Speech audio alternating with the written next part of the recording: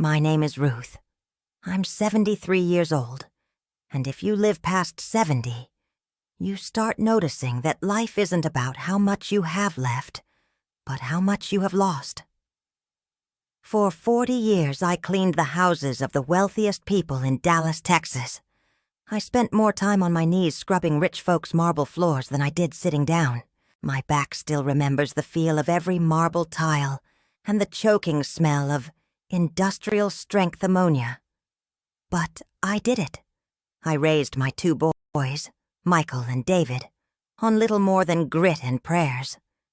I taught them that family was everything, the only thing you could truly rely on when the world got cold. I always said, "You live and learn." But that wasn't exactly true for me. I trusted my own son too much. About a year ago, the doctor told me my body was fighting back. My blood pressure was high, and I couldn't keep doing the heavy cleaning jobs. My little house, the one I paid for over 30 years, was my only real asset. David convinced me to sell it. "It's time we take care of you, Mama," he said, his eyes soft. We used the money from the sale to help him and his wife, Brenda, with their mortgage. Then I moved into their beautiful, clean suburban home. I thought it was perfect. I thought I was finally resting. I wasn't. The trouble started subtly. I used to be sharp as a tack, knew exactly how much detergent to use to get blood out of carpet. But lately, I'd wake up with my head pounding. A deep, rhythmic drumbeat right behind my eyes. I'd measure my blood pressure on the old cuff I kept hidden, and the numbers were always too high. Scary high. Sometimes 150 over 95, even after a quiet morning. I told myself it was just stress. Moving is hard, even when you're moving in with family. But the dizziness got worse, especially after dinner. I'd have to grip the counter hard, waiting for the room to stop spinning. I felt like a weak, unwanted ghost shuffling through David and Brenda's perfect house. Brenda, David's wife, had been cold for months. She managed the finances now, handling my medical bills and my prescription refills. She always had a look of mild disgust when she saw me struggling to climb the stairs. She'd sigh dramatically. "Oh, Ruth, are you all right this time?" It wasn't concern. It was annoyance. She didn't hate me, I thought. She just saw me as an inconvenience, like a piece of furniture that didn't fit the new decor. The heat was bad that summer. Terrible for someone with blood pressure problems, the doctor had warned. But Brenda always kept the house a little too warm to save on the electric bill. The day I collapsed was July 4th. David and Brenda were throwing a big backyard barbecue. I wanted to help, wash the dishes, anything to feel useful.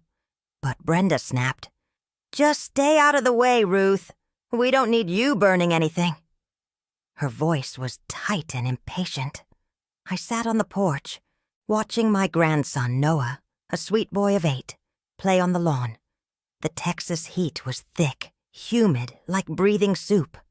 My head began to throb, and a terrible wave of nausea hit me so fast it made me see black spots. I got up, intending to get a glass of water from the kitchen.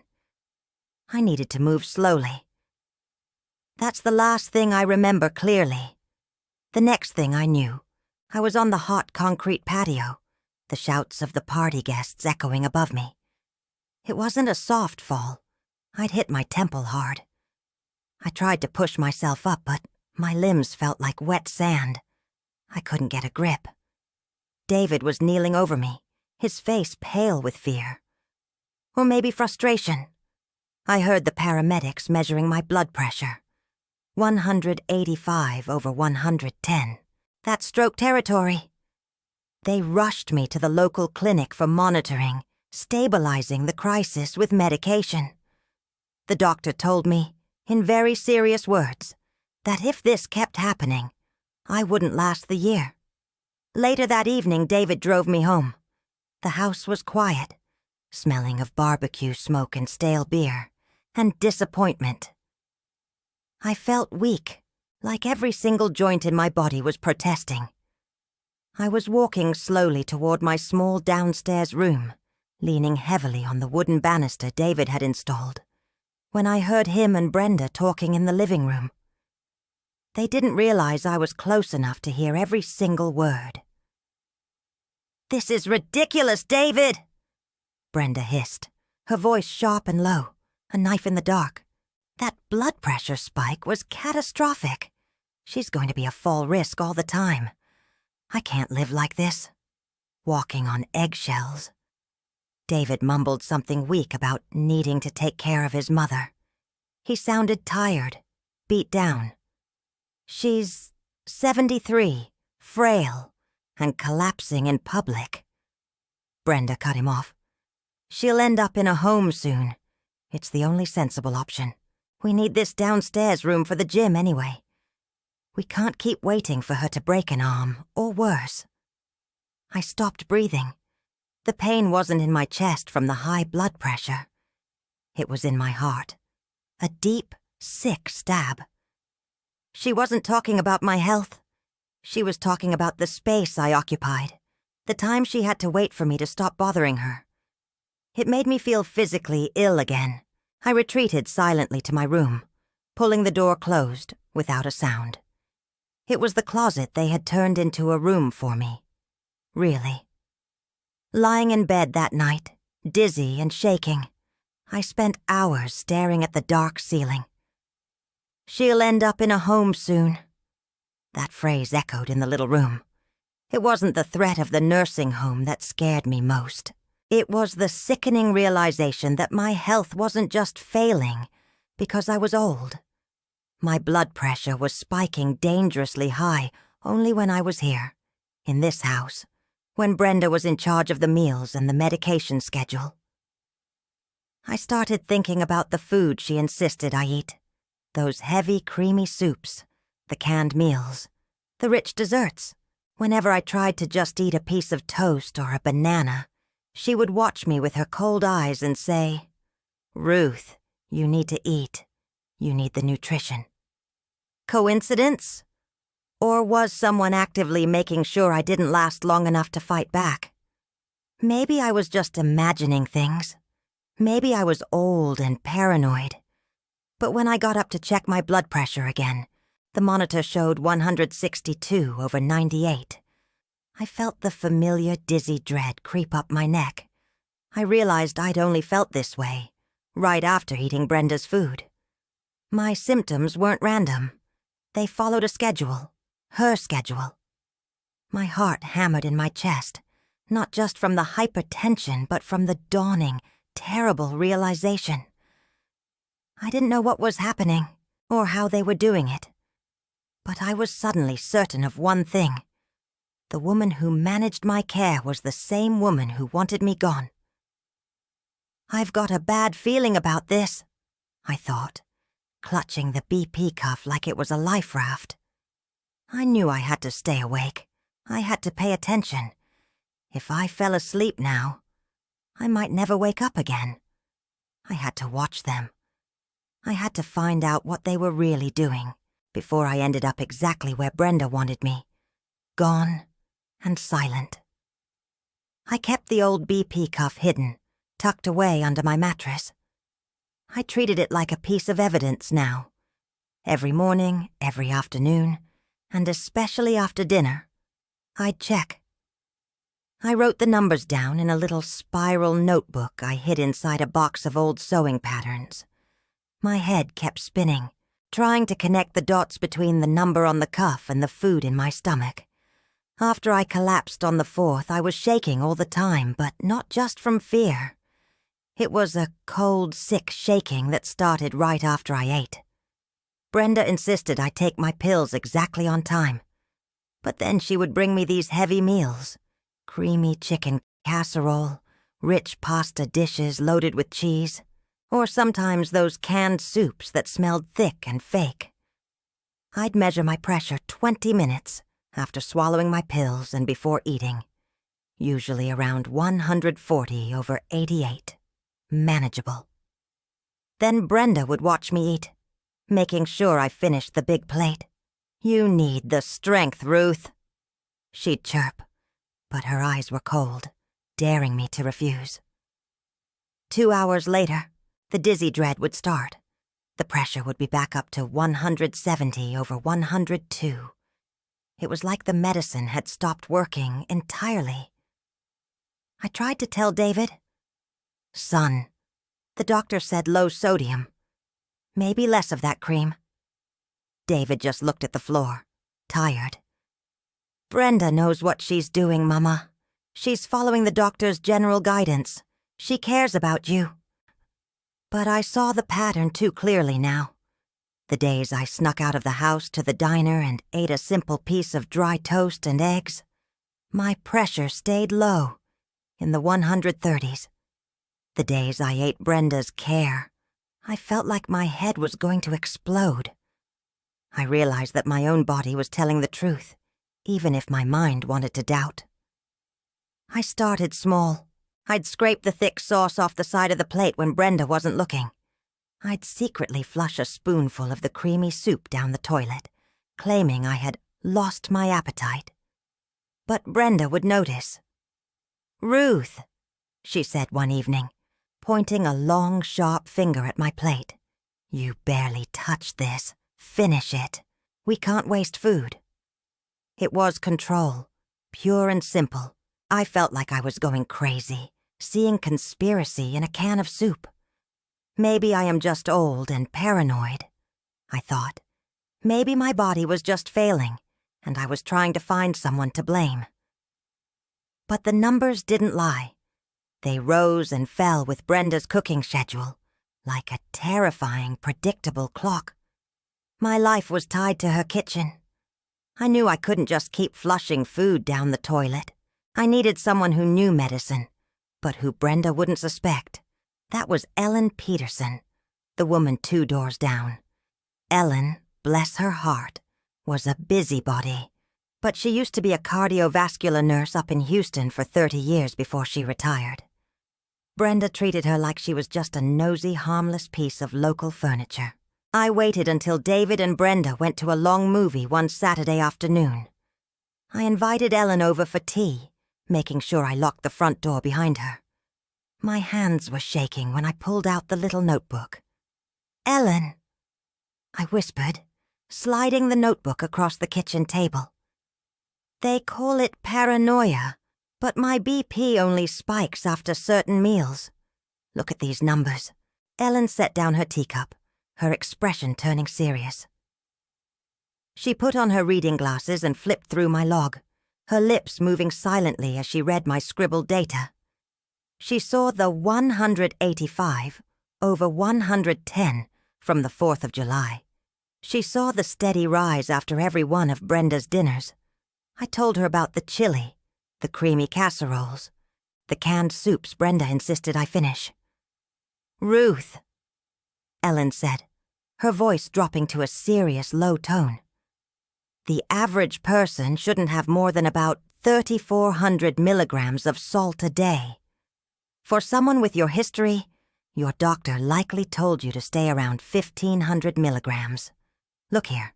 She pointed to the meal notes next to a reading of 175 over 105. "This hearty Texas chili Brenda served? That's 500 milligrams of sodium just in the canned beans she used. The packaged spice mix? Maybe another 1,000. Then she adds salt and cheese and maybe a canned tomato base. That one bowl probably hit you with 4,000 milligrams in one sitting."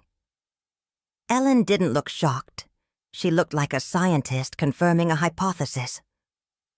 "Your medicine is fighting the blood pressure, Ruth. But this food is fighting your medicine. Every time you eat her food, you're basically negating your medication. It's a cardiac event waiting to happen." The method was revealed. They weren't using rat poison. They were using commercially available saturated fats and sodium, disguised as comfort food and good nutrition. Brenda was killing me slowly, openly, just by controlling what went on my plate. She was pushing my body into stroke territory every evening. The shame of being this vulnerable, this easily manipulated, washed over me. But the real cutting pain came later that week. I had set up my old phone on silent record, tucked under the sofa cushion like a little spy. I caught them talking about the money again. Not just the house or the downstairs room, but something bigger. I heard David's tired, weak voice first. "Look, we just need to hold out until the policy clears. It's 6 months at the outside. The refinance is almost done, Brenda." 6 months is too long. "David!" Brenda snapped, her voice high and tight. "She's a liability. We need that $450,000 now, or we lose the refinance deal. And if she has another episode, they'll ship her to St. Jude's, and the insurance payments get complicated. We need her health to decline faster, and definitively. $450,000. My life. My son." The air felt thin in the room. I felt sick again. But this time it wasn't the blood pressure. It was the betrayal. David, my own son, the boy I raised on grit and prayers, was counting down the days until my heart gave out for a $450,000 payday. I was trapped in their pretty suburban house, being fattened up for the kill. They didn't see me as a mother. I was an asset that needed liquidating. I remembered my own words. You live and learn. Well, I was learning the hardest lesson of my 73 years. The dizziness got worse that evening, even before dinner. My systolic reading was high again, over 170. The stress alone was killing me faster than Brenda's cooking. I had to get out, or I was going to drop dead right there and give them exactly what they wanted. Brenda's voice, sharp and cold, cut through the quiet house a few hours later. I heard her on the phone in the kitchen. "Yes, she is showing significant decline. Multiple collapses. We need the preliminary consultation as soon as possible. Yes, the facility requires a full financial assessment before the expedited transfer. Yes, the nurse is coming in 48 hours to verify her condition." I heard her put the phone down, then speak to David. "The nurse will be here day after tomorrow, 10 a.m. We need a verifiable 180 over 110 reading when that nurse gets here, or they won't approve the transfer. David, you need to make sure she's taken care of tomorrow night, before the nurse arrives." "Ready." He was going to ensure my death sentence with a dinner plate. I retreated silently to my little closet room. My whole body was trembling. The grief of betrayal had finally burned away and left only a hard, cold resolve. They wanted me dead by Friday. They wanted their $450,000, and David was going to serve up the meal that finished me. I am not playing with a full deck here, I thought, clutching my chest. I had to become stronger, and I had to do it faster than Brenda could kill me. The next morning I called Ellen Peterson. I didn't invite her for tea. I told her exactly what I heard, every horrible detail, including the deadline and the required blood pressure reading. Ellen came over right away, frantic. "Ruth, you need control over your body now. You cannot rely on your medication alone." She pulled out a small laminated card from her purse. "They are using salt and fat to raise your pressure. We are using physics to drop it." She taught me 2 things that would save my life. The first was simple, something my mama might have done, but explained with science. The warm foot soak. "Get a bucket, Ruth," Ellen whispered. "Fill it with water as hot as you can stand it. Sit there for 15 minutes. The heat pulls the blood away from your core and your head, right down to your feet. It lowers the pressure fast. My research showed patients can see a rapid drop of 10 to 15 ntlmiochik in that time." The second technique was about my nerves. "You have to control the panic," Ellen instructed. It's called box breathing. 4 seconds in, hold 4, 4 seconds out, hold 4. Do it for just 2 minutes. It calms the system down. I was skeptical, a foot soak and counting my breath, when my son was trying to murder me for money. That evening, I was shaking so badly I almost dropped the blood pressure monitor. My reading was a terrifying 178/105. I locked myself in my room. I got a plastic tub I used for laundry, filled it up with water as hot as I could bear, and slipped my feet in. The heat felt good, instantly soothing. I kept the BP cuff nearby. I practiced the box breathing while I soaked, counting slowly. 1, 2, 3, 4. After exactly 15 minutes, I pulled my feet out and dried them off. My heart was still pounding a little, but the terrible, rhythmic pounding behind my eyes had eased. I strapped the cuff on. The machine beeped. 161/95. My jaw dropped. A 17-point drop in the systolic reading, just from hot water and breathing. I wasn't crazy. This was real. I was fighting back. I started doing the soak 3 times a day, always when David and Brenda were watching television.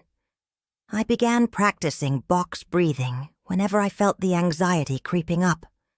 I also drastically changed my diet, using the vascular beneficial foods Ellen brought me: nuts, seeds, oats, and extra virgin olive oil, hiding them in my laundry basket.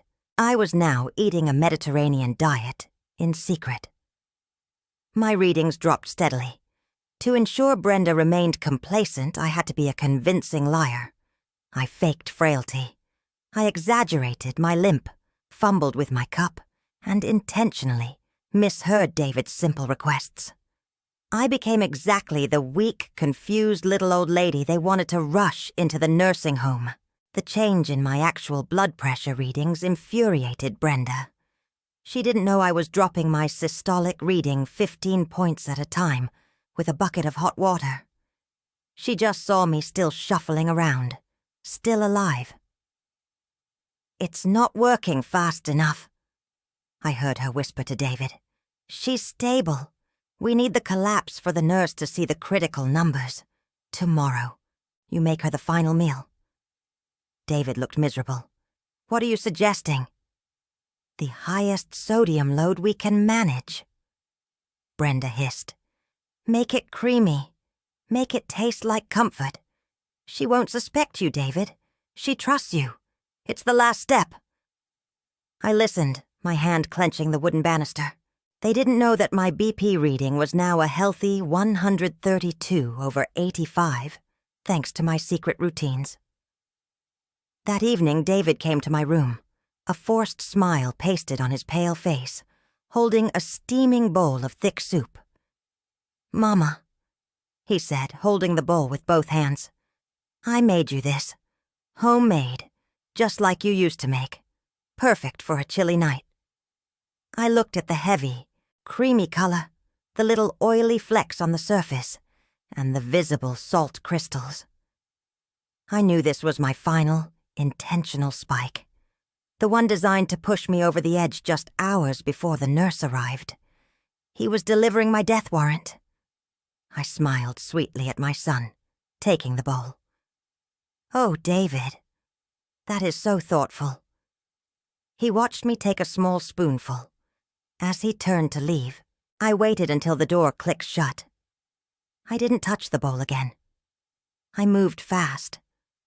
I pulled the small syringe Ellen gave me from under my pillow. It contained a bright green, harmless food dye. I quickly injected the dye into the creamy, untouched soup.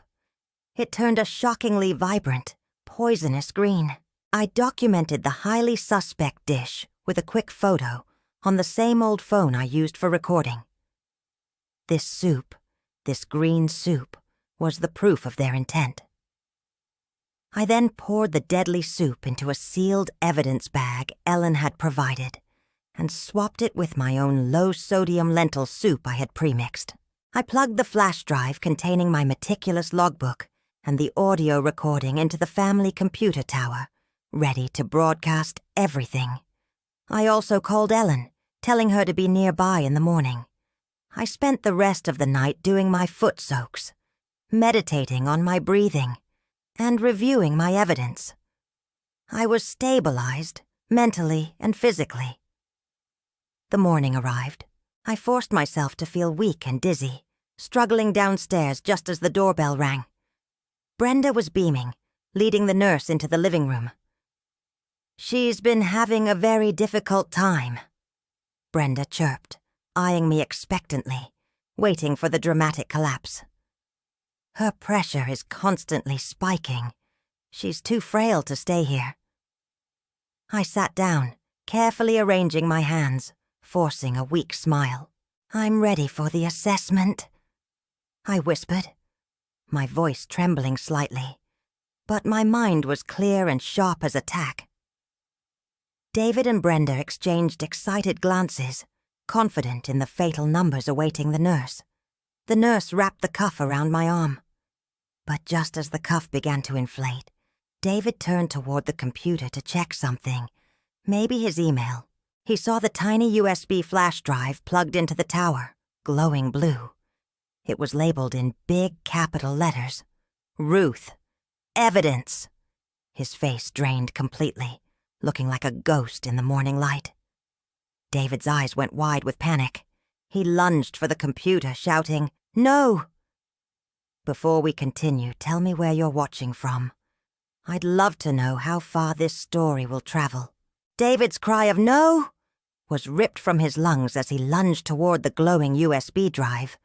But he was far too late.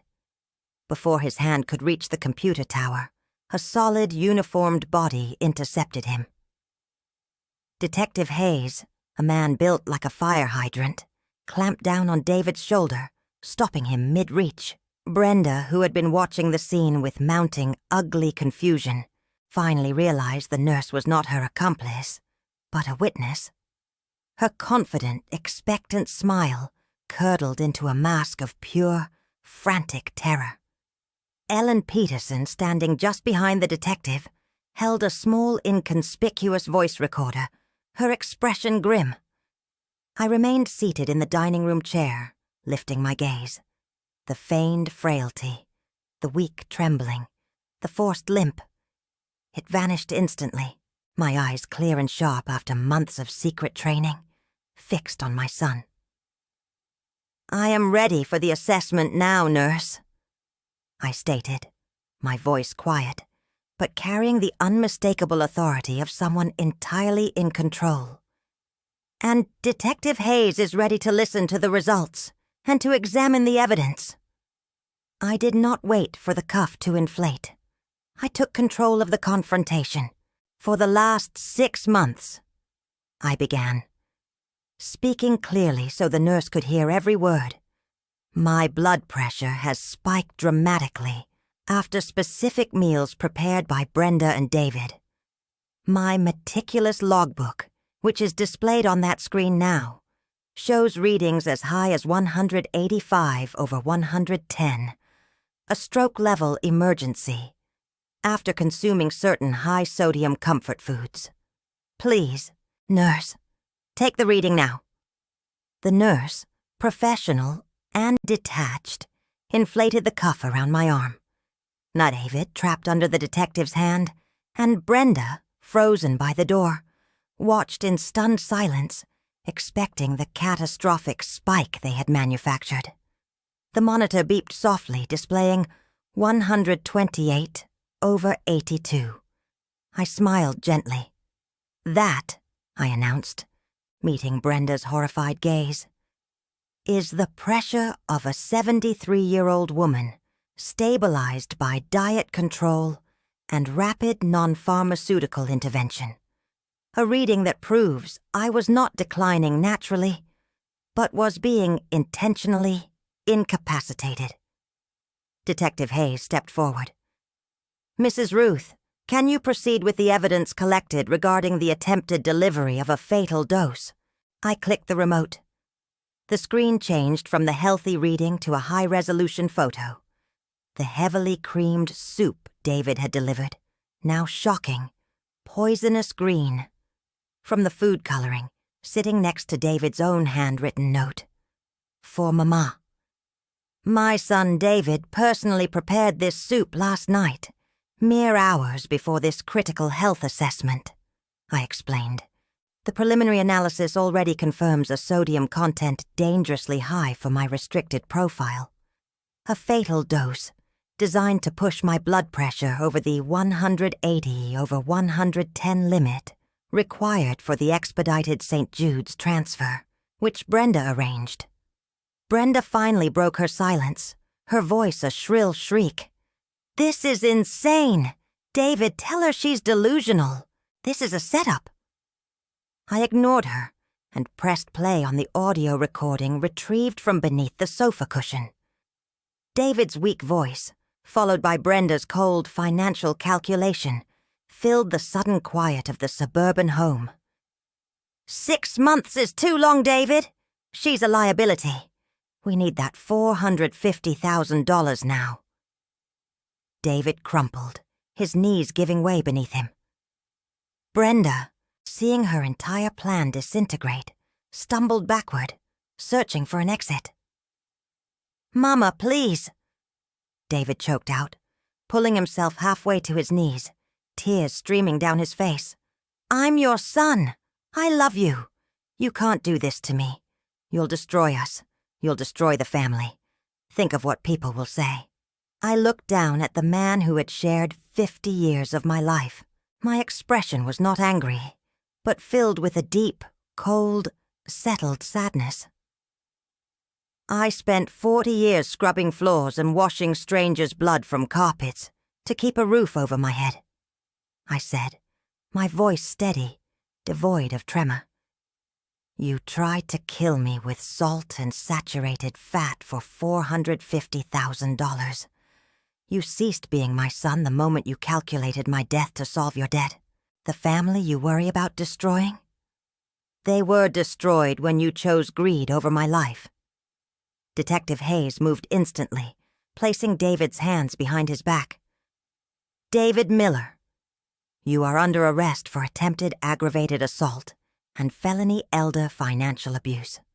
Brenda was apprehended near the kitchen door, screaming threats and denials as she too was placed in cuffs. The house, which had been the beautiful cage of my near death, fell into a stunned silence, broken only by the click of the locks. The legal fallout from the meticulously collected evidence was swift and severe. Given my detailed logbook, the damning audio recording, and the chemical analysis of the soup sample confirming malicious intent to cause a fatal cardiac event, the prosecution secured maximum sentences. Brenda, deemed the mastermind and primary financial motivator, was sentenced to 15 years in a federal correctional facility. David, due to his complicity and the inherent breach of trust, received 8 years. Both were immediately stripped of any claim to my assets, and David's rights as my son were indefinitely severed through a restraining order and civil court ruling. The insurance policy they had coveted, the $450,000 payday, was permanently nullified after the fraud conviction. The community, where David had once been a respectable businessman, learned the chilling truth through the local papers. My other son, Michael, and the few remaining relatives publicly repudiated both David and Brenda, refusing to take their calls or allow them contact with Noah. Brenda and David achieved the absolute isolation they had planned for me, but it was they who ended up imprisoned, alone, and universally despised.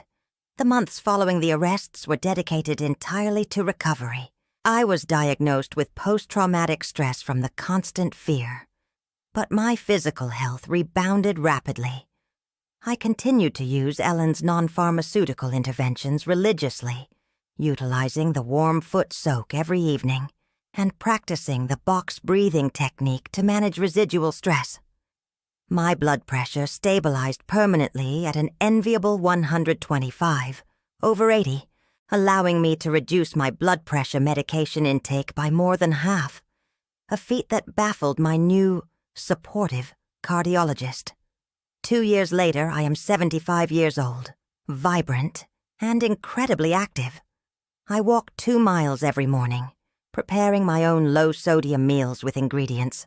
I grow myself in the little garden behind the house. I lost 22 pounds, regaining the strength I thought I had lost forever. My blood pressure, which was 185 over 110 during the crisis, now remains consistently in the healthy range, closer to 120 over 79. I decided the greatest revenge was not revenge at all, but using the pain to help others. Using a portion of the court-ordered settlement money, I founded the Ruth's Resilience Network, a small community outreach program dedicated to teaching elderly adults and their caregivers how to spot and fight back against slow medical abuse and financial coercion. The beautiful, clean suburban house that Brenda and David had planned to use as a gym and a display of their wealth became the network's headquarters. I lead weekly workshops for dozens of seniors, focusing on self-monitoring and simple health techniques that restore bodily autonomy. I teach them my secret weapon, the warm foot soak technique, illustrating with my own data how a simple 15-minute intervention could reduce dangerous systolic readings by up to 17 mmHg. They want you isolated, compliant, and silent. I often tell the women gathered in my former living room, Ellen Peterson, always by my side, as my lead clinical consultant. But your body never lies, and your voice is your greatest medicine. I exchange the toxicity of fear for the tranquility of leadership, showing hundreds of seniors how self-monitoring and simple, practical routines could be their greatest defense against predators, even those who share their name. David and Brenda sought $450,000 in cash, believing my life was an expendable means to an end. Instead, I gained my life back, gained my home back, and gained a purpose worth far more than any insurance payout. The ultimate justice was the complete reversal of their intended outcome. I often stand on the porch of the house they plotted in, watching the sunset paint the sky gold and purple. The silence in the house is no longer the oppressive quiet of fear, but the peace of finality. They wanted me gone and buried for a quick payday. I survived and learned the hardest lesson. The fight for my own life, supported by one true friend, gave me the courage to bury a lie. The most dangerous pressure in the world isn't the kind on your monitor. It's the kind that keeps you silent, letting greed win. Today I am 75, alive, and my soul is finally free. And if you stayed with me until the end, leave a comment letting me know what you thought of the story and what kinds of stories you'd like to read more of. Thank you so much for being here. See you in the next emotional story.